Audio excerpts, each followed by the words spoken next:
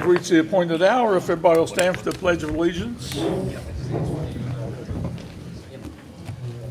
Pledge allegiance to the flag of the United States of America and to the republic for which it stands, one nation, under God, indivisible, with liberty and justice for all.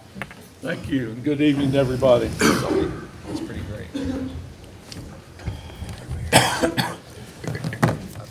So we'll call our meeting to order. First order of business, reading and approval of the minutes from the regular council meeting dated October 10th, 2023. I move that we accept the minutes as presented.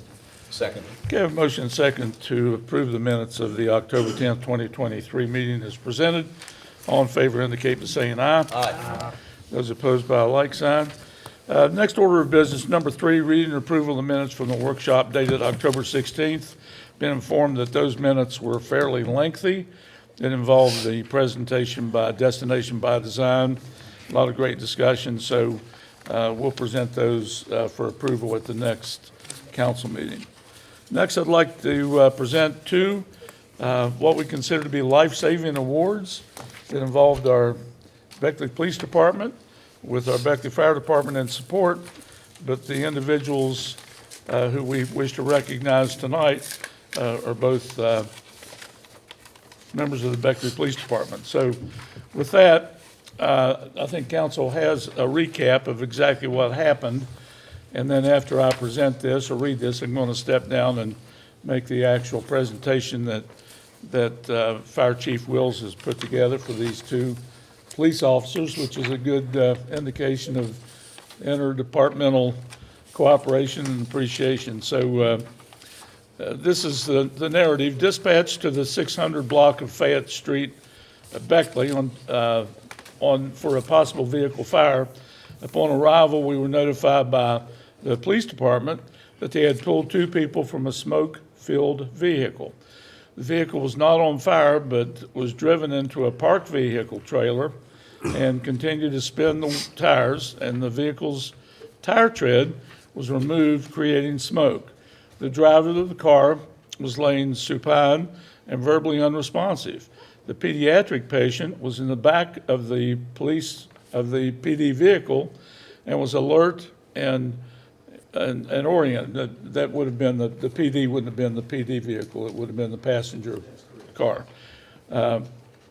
So this was a youngster, I think 4 years old. The adult was administered 4 milligrams of Narcan from Beckley fire personnel. Jan Care arrived on scene and took control of the patient's care for both patients. We proceeded to assist with the loading of the patients, and once the adult patient was in the ambulance and she regained consciousness, both patients were transferred to Raleigh General Hospital then, and all Beckley fire units cleared the scene. So with that, with the assistance of Chief Wills, I'd like to call the 2 Beckley police officers up for a formal presentation and a certificate.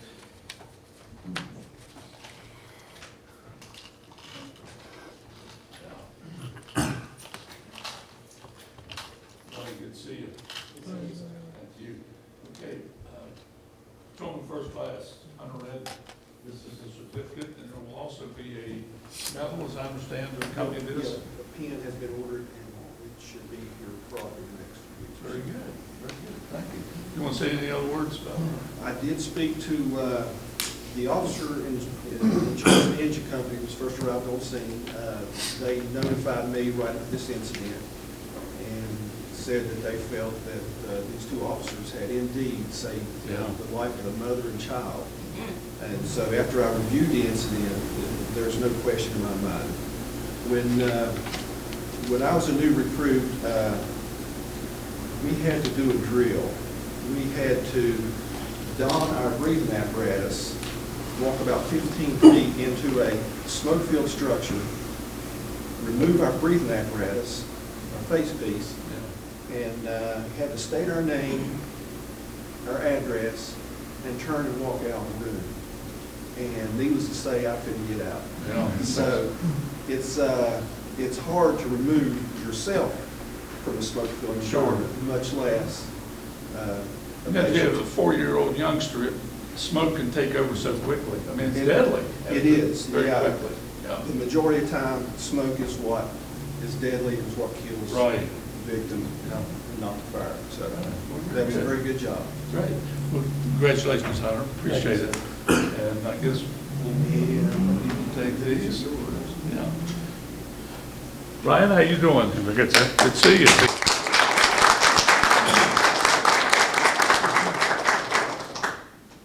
Hey, this is for Ryan Cuevas, who was on duty at the same time and participated in this life-saving venture, and it truly was life-saving. Again, smoke can be so deadly so quickly, and the fact that you knew what to do and you did it is remarkable. So, again, this is a commendation medal, and the medal has been ordered and will be received, and when it is, you will also get that for your certification. So, very good, Chief. You want to say something about it? Is that pretty well covered? Yeah, just very good job. Yeah. Well done. Thank you. Thank you very much. Congratulations. Thank you.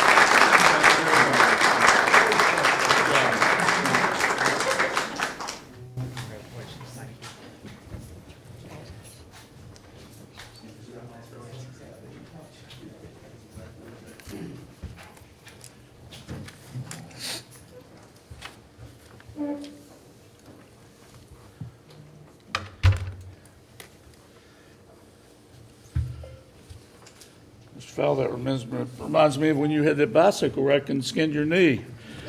And the police department responded very quickly. Thank you, Mayor. You're welcome.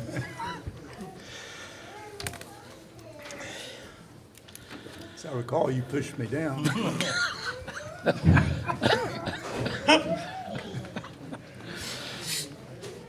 Well, we could go on for a long time, but let's keep things rolling here. Stay on track. Yeah, stay on track. Number 5, receipt of bids for the paving and milling of Russell Street and Garfield Street, and we, according to Mr. Trump, we did not receive those bids. No, we haven't received a bid for this particular job, so we will rebid it and see if we'll get some offers from interested companies. Right.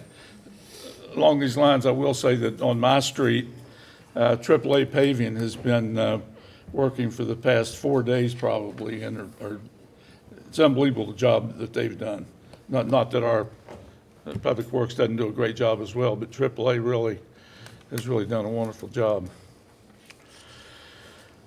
Okay, next, we had Captain Liz from the Salvation Army at our last council meeting, and she made an appeal for a $15,000 line item for the Salvation Army in support of the Girls and Boys Club for the Beckley region, which is something pretty magnificent for the city of Beckley in southern West Virginia. So there was a little discussion. I've heard, I received a thank you letter, which I think we provided for council, from Captain Liz, and in that letter, it appeared that she was looking or requesting a one-time $15,000 appropriation from the city council to kick off and to help support the initiation of the Boys and Girls Club. So discussed with our recorder treasurer, Mr. Trump, and I think he had the same impression. And it would be my recommendation, if council approves, that we approve this one-time $15,000 contribution to the Salvation Army to support the Boys and Girls Club, and then evaluate going forward whether or not their needs dictate and our abilities to meet that would signify that continuing 15,000 would be appropriate. But we have, if we can do this now, which I would recommend, if you're so inclined, then we'll evaluate future years as we move along. So any other discussion or comments on item number 6? So we're looking not to put it in as a line item. Not at this point, which was, I think that was a matter of a little bit of confusion at the time. We'll see how they're doing and how other, my feeling is that people will be so appreciative of what Salvation Army is doing that both public and private entities may step forward to help support boys and girls clubs, so. I am just so glad that's here. Yeah, I think it's wonderful, yeah, yeah. And Captain Liz was a delightful person, obviously. So with that, if there's no other discussion, if we have a motion to, Make the motion. okay, thank you, Cody. Second. We have a motion and second to approve the $15,000 contribution one time with further review in the future to the Salvation Army for the Boys and Girls Club as they kick that off. All in favor indicate by saying aye. Aye. Those opposed by a like sign, that motion carries. Thank you. Item number 7. This is Mr. Kelly has applied for broadband for downtown Beckley. And because there are federal dollars involved in that application, part of the requirement of those in the federal government reviewing the application require a resolution regarding the civil rights compliance for that we're required to do and that would accompany the application. Mr. Fowle, do you have could you present that resolution? Yes, sir, Mayor. I think you've explained pretty much what this is about. I'll just read the one paragraph that really I think needs to be stated in our record. It says, "Now therefore be it resolved by the Common Council of the City of Beckley that it will comply with Title VI of the Civil Rights Act of 1964 as amended and other civil rights acts as identified in the attached Civil Rights Compliance Assurance Certification and will keep on file at all times the attached Civil Rights Compliance Assurance Certification." As you noted, this is a requirement in the application process for certain earmarks. And so once adopted, it will be kept on file and we will meet that requirement. Mayor? Very good. So any questions on that resolution? If not, I would entertain a motion to approve that. So moved. We have a motion Second. and a second to approve the resolution as presented by Mr. Fowle. All in favor indicate by saying aye. Aye. Those opposed by a like sign, that motion carries. Thank you. Mayor, before we move to the next point, if I may ask Mr. Trigger, I know that broadband has been sort of moved in with the advent of Frontier coming in and running those lines. We still have entire streets that don't have access to that service. Do we have any indication of when they, like for instance, Main Street from the courthouse all the way up to City National Bank does not have it. Prince Street does have it, all the way down to the end of the strip. And I've dealt with Frontier's attorneys. I've dealt with. They have no indication as to why half of Uptown has it and half of Uptown does not. Merely that they communicated the lines weren't ran. Do we have any indication as to why this has been done this way, or if it's going to be fixed soon? May not be your bailiwick. Probably a couple of years ago, we had a meeting with Frontier when they were first talking about bringing broadband in the area. Yes, sir. They had indicated they were targeting Beckley, and Yeah. in certain areas of Beckley they were trying to target. Yeah. But they have their own internal plans, and we really aren't privy to those. I can tell you that our project is to run a fiber loop throughout downtown Beckley, and to basically saturate downtown Beckley with broadband Wi-Fi, and we'll feed off of that. Also give us the ability to do a lot more for public safety and for events and things downtown, possibly security cameras and all sorts of things open up to us. But so one of the reasons we're doing that is because we don't really have any control over where Frontier or Optimum or anybody else decides they want to put fiber, but we have this opportunity to do it ourselves. And so for this one, we're going to do it ourselves. Hopefully we'll cover some of those areas downtown that you're talking about. Because our intention is this to be a free Wi-Fi project for businesses and any residents that might be in the area. But I'm more than willing to offer the enormous tower on top of my house at 345 Prince Street. You guys can put anything up there you want, because, I mean, Prince is great. The Main Street from the courthouse up is dead. Like, they tell you they don't have a rare. I appreciate the information. Thank you, Bill. Thank you, Mr. Dunlap, for your kind offer of the rooftop of your You residence. put whatever you need up there. I'll get back to you on that. What's that? maybe a windmill. A windmill, solar panels, sure. Okay, anything else along those topics? Thank you. Down to old business real quickly. Leslie Baker is here with us this evening. She's had a magnificent past couple of weeks with, it's not the haunted coal mine, what's it called? The Maniac Mine, with unbelievable participation there.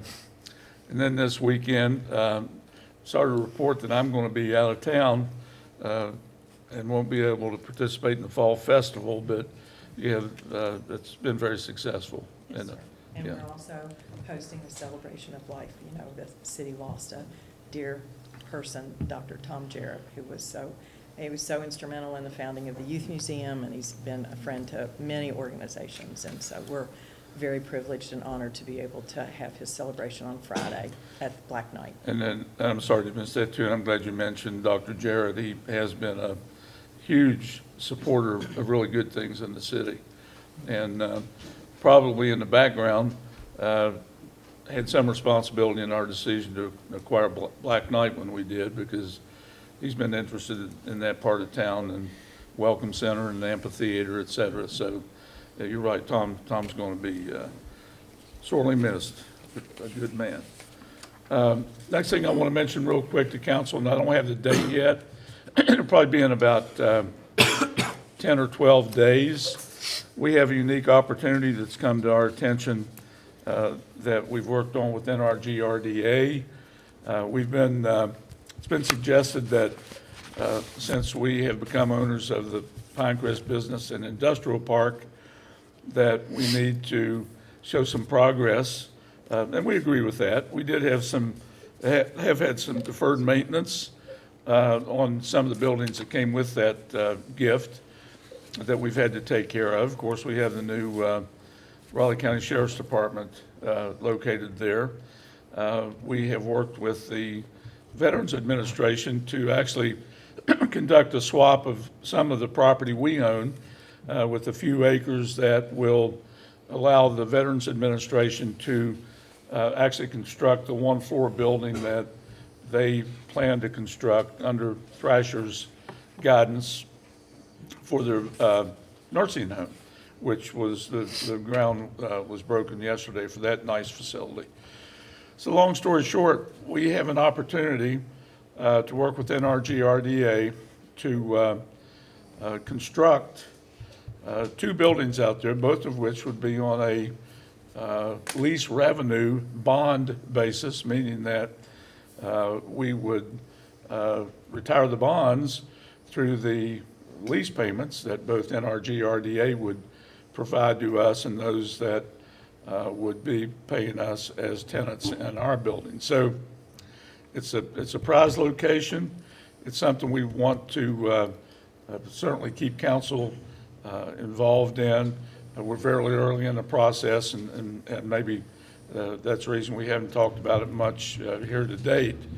But in the next 10 or 12 days, I guess. Billy, do you have any further comments on that project? I think that as it's envisioned right now, NRGRDA has a drawing from Thrasher, and they've already commissioned that. And speaking with them, they'll allow us to sort of match the same design, which would save us considerable money.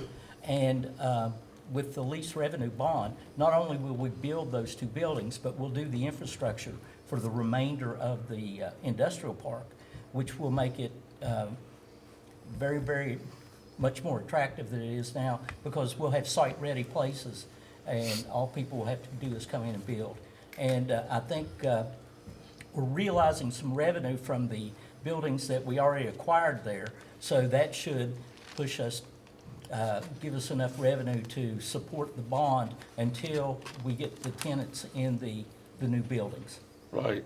So it's, don't like to use the term no-brainer, but it's kind of close to it. Well, that's my strength. No Okay. brainer. Very good. Any comments? We'll assemble a pretty important workshop on this issue here within the next, I would say 10 or 12 days anyhow. Okay, anything from a member of council under old business? Mayor, just two quick issues on old business. We had talked about, by the end of October, that we were going to probably have a working draft, Mr. File was, of frankly, the ordinance, the statute, everything's going to be required to make our city conversion. So I wanted to just touch base on that, and then with respect to the discussion we've had with respect to resolutions that would be necessary for changing the speed on 2 streets we've talked about before. I just was hoping to check with Mr. Fowle to see if we have a status update on those 2 draftings. Let's ask Mr. Fowle. Yes, That's sir. you, sir. Hot seat, Mr. Fowle. Yes, and you are correct about that, Mr. Dunlap. I've been working with Mark Makovich, and he and I, as late as this afternoon, were trying to put the final touches on some changes. We will be reviewing this as soon as Mr. Rappold returns from his John out west. Thank you. And it is probably going to be the latter part of next month, the way the dates fall, when it'll go before council. Well, and I just told but it's the- definitely. I just told the folks that you would deliver, that I met with at Chamber of Commerce. They were asking because they'd spoken. Right. And I said, it'll be done. He's Oh, on it's, top of it. we've got a working draft that's being put in That's final great. form as we speak. That's great. I think the other was just the resolution we discussed in an email about the change of speed on 2 streets. Yep, and I'll speak to that, and credit Billy Trump for taking the initiative to, particularly on LaRue Avenue, to reach out to the Department of Highways for a traffic count and a speed count, which, not to jump to any conclusions, but, and I don't want to put words in Mr. Trump's mouth, but that traffic count and speed count indicated that the average speed on that street is 24 miles an hour. Is that correct, Billy? 24? Yes, sir, I believe so. And the only time that speed was exceeded was between the hours of midnight and 2 in the morning. And it's our thinking, and that only represented 1% of the traffic on LaRue. So it's our thinking that when that speed was exceeded at those hours of the morning, could have been a fire apparatus, it could have been an ambulance, it could have been a police car. So, long story short, it appears that LaRue is pretty safe. Billy, do you want to comment on that? Well, I have the study right here, and it's pretty extensive. I've been trying to collate it. And I think what you're saying is pretty much correct, but a couple of things from the summary. 0.6, less than 1% of the vehicles on there exceeded 55 miles an hour. And I haven't been able to collate that with emergency vehicles. I would like to do that. So I had a time study done too, so I haven't been able to do that. But the 85th percentile, 85% of the vehicles were clocked at 29.23 or less.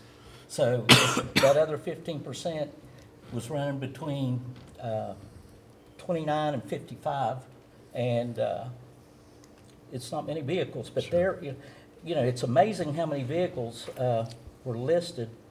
The total volume was 5,037 vehicles in a 24-hour period, and we got the Department of Highways just to come in and do this study unannounced, so nobody could skew the numbers. Sure. So the numbers are pretty compelling that. That they're people- complying with the 25-mile-an-hour zone. Yes. So I guess it just begs the question, is it still our intent to reduce it to 15? Because the question still it remains, is 25 a speed that is excessive for that street, especially based on that sharp curve as you go up the hill? And I guess that's where, that's great information, though. Well, informally, I spoke with the people at WVDOT, and they said, it looks like this is good. You know, they were, it's not their road, but Right. they felt like that the speed was correct. And looking at the volume of vehicles, if you reduce the speed limit, you're really gonna I'm afraid you may bottleneck a lot. I'm not a traffic engineer, I'm just Sure. speaking off the top of my head. Did you stay at the Holiday Inn Express last night? No. Okay. But, you know, it's interesting information, and it takes a while to dig through all of it, because it's broken down into the segments between the intersections. There's also a time component, there's northbound, southbound. You know, it's pretty interesting, pretty compelling. If you'll, I contacted, not to interrupt, I contacted the Board of Education, their fellow, Mr. Covey, Tim Covey, who heads up their transportation department, to ask about the school bus traffic on LaRue. And they do have 2 buses that make a daily round trip, I guess, with all the schools out at Pinecrest. And he said not only that, but we also, and he had the numbers from the previous day, we had 14 Board of Education vehicles that were non-bus vehicles that are on that street. And these people, you know, a lot of them have regulators, including the buses, on their speed that the Board of Education governs. So now, and I think that, we're not putting this to bed, obviously, but that's kind of where we stand. Now, and I've had discussion with Mr. Fowle on Hall Street, and I think there's a general, as long as with Chief Bailey, I think the general consensus is, due to the hills and curves and neighborhood complexion of Hall Street, the 15-mile-an-hour speed limit would probably be acceptable. And again, it's like anything else. It's one thing to create to adjust the traffic control ordinance. It's another thing to enforce it. You know, if people observe the 25-mile-an-hour speed limit, then we're probably okay. But if they're breaking that, which they may be, according to Hall Street residents, then maybe the 15-mile-an-hour speed limit. So I would think that Bill Fowle is probably in the mood to craft an ordinance that would change our traffic control map to 15 miles an hour on Hall Street. Is that safe to say, Bill? That is very safe to say, Yeah. Mayor. I've actually prepared a draft of an ordinance that would do that, which will be coming to council in the near future. You know, one thing that we need to keep in mind on LaRue is that is an important connector between South Kanawha Street and Eisenhower Drive. is. And also, it's an important connector to get to the interstate. Many cars use that. Sure. And so that's, you know, the purpose of the roads is to move traffic, is to make it convenient for vehicles getting from point A to point B. That's a little different than it is on Hull Street. That is not an important connector to anything. It's, people do use that as a shortcut at times. But I think it's kind of apples and oranges comparing the 2 streets there. But Yeah. I think it is extremely important, LaRue is, in moving vehicles. And unless the chief has determined that it is not safe to have it at the speed it is, which, I mean, and that would be based if there were accidents or anything of that nature that are taking place on a regular basis there. But all the studies that have been done don't seem to indicate that at this time it would be prudent to lower that speed limit. So, Chief, I think I've heard you say you have extensive records on radar records from LaRue. Yeah, it's a stack, probably 3 inches, 4 inches thick of radar patrols that we have completed on that street, with maybe 2 stops over the speed limit, if that. Right. Very good. But I would just like to say, when you go on the route, and like you were saying, Councilor Dunlap was saying, when you go around that curve, it seems like that's when the speed, you know, that's when it starts speeding up. Because I tried it myself, and I was like, ooh, okay, yeah, you know, you do accelerate somewhat more when you go around that curve there, turning into LaRue.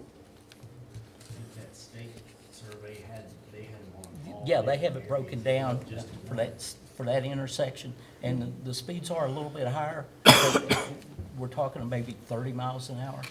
Yeah, anybody that wants a copy of this No, speed I'm not, study, I'm not talking, I'm just saying I'll what be I happy tried. to give it to Yeah, you. what I tried Yeah. myself. I went and Yeah. you know, I experienced it myself, so I was like, oh, Yeah. okay, yeah. But there's a ton of information here, and I've been trying to plow through it. Yeah. It's better than Sominex if you want some good nighttime reading, right? Well, thank you for taking the initiative to reach out to the Department of Highways. Man, I don't do anything for free, so that was kind. Okay, anything else from any member of council under old business? Well, to reinforce what Bill was saying about LaRue and coming from the interstate over to Canal Street, which is a main thoroughfare, there's, we've got a lot of those around town, and, you know, we all expect that speed limit to be obeyed, but like Vance Drive is one that's been used for years and years, and people complain about the speed in there. But, you know, I think it's the police department's job is to, like, maybe write a few tickets out there occasionally and, you know, try to, you know, say, yes, we'll let you speed a little bit, but you need to keep it down to 25 or 30. I mean, Ewart Avenue and up in my neighborhood, the Pikeview Holiday and Pinewood, I mean, you can sit there within a few minutes and see 100 cars go by. I mean, there's more cars on that little strip of road than there is right out here in front of this place. Yeah. And they speed and they pass and they do all kinds of crazy stuff up there. Tractor trailers and big, you know, campers and everything going down this little skinny road, and they're going 25 miles an hour, and they got school buses on there, and, you know, sometimes they run through the school bus, you know, I get all kinds of calls on that stuff. But, you know, Chief, I just, you know, want you to be aware that, you know, a ticket wouldn't hurt. You know, oversized truck in a small neighborhood road, yeah, it wouldn't hurt. Maybe it starts sending a message out there that, you know, you gotta slow down. And if you see a gray Nissan pickup truck, 2 tickets. pull him over. 5 tickets. Try to obey that. It makes them real mad when you go 25 miles an hour down the road, and I love doing it. Okay, anything else from any member of council under old business? Anything from any member of council under new business? Okay, we're down to public comments. We have 2 people signed up. Let's see, there's Mary Vest. Oh, Mary West, I'm sorry. Good evening, everyone. Hello. Hi, Ms. Mary West. And I'm here to beg to differ. Well, would you step back to the microphone, please, so we can I mean, record? you can hear me. I'm No. loud enough. Well, we just We want to make want, sure. we need to record what you're saying, ma'am. Oh, jeez. I can't get up under that thing. Ouch. Say it on and on. But anyway, as I was saying before all this occurred, now on your information that you collected, I'm gonna say to you guys, anything can be doctored. And you can't slick a can, hold on, you can't slick a can of oil either. I've lived there, and then next month come 22 years, and I've been fighting this for 22 years, and I'm tired of fighting it. And everybody trying to act like I'm lying because I say it's speeders up and down LaRue Avenue, and it's speeders. Now, when they see a great big car sitting out there, say, go Maniche, they're not gonna speed. You know it and I know it. Nobody's that stupid. So they don't speed then. And then you're talking about from 12 to 2 in the morning. That is nothing new either. But try anywhere from 2 to 5. And where you say you went to the Board of Education, I went to the Transportation Department. That's why they started to slowing them down. You say they got something that monitor that? No, they do not. Because I'm telling you right now, other bus drivers are monitoring other bus drivers because they're speeding through there. What's going to happen when one flip coming around that curb and kills somebody's kids and things? Now, we need to do better than what we're doing. And just like I've asked you all about cutting your alley trees that belongs to you guys, now I made an offer that I would pay someone to cut those trees. I have not heard a word. So it seems like nobody wants to do nothing down there on LaRue. So you all do the best you can. Thank you, ma'am. And be blessed. Very good, you're blessed. Yes, I am. Tom Mosley. How are you all this evening? Good. Well, I was going to get up and speak about Hull, but I want to thank you all for taking the time to look into it, gather the information. It has been a problem for quite some time, several years, and I appreciate all of you, Mayor, Mr. File, every one of you, Mr. Dunlap, that has looked into it. My neighbors will be very grateful for the research. You know, we were concerned going into the holiday with the uplift in traffic and people getting in more of a hurry. You know, Christmas, Thanksgiving, you're trying to hurry and hustle and bustle. We were very concerned about the traffic. And I just want to thank you all for the time you've taken to do this and tell you it's much appreciated. Very good, thank you, sir. Okay, Anthony, anybody signed up online to make a comment? We do have a couple people. I'll read the instructions and see if they want to engage. If calling in by phone, dial *3 to raise your hand. If connected by computer, click the hand icon on your participants panel to be recognized to speak. It doesn't appear anybody raised their hand. Do we have a motion to adjourn? So moved. Stand adjourned. Thank you, everybody.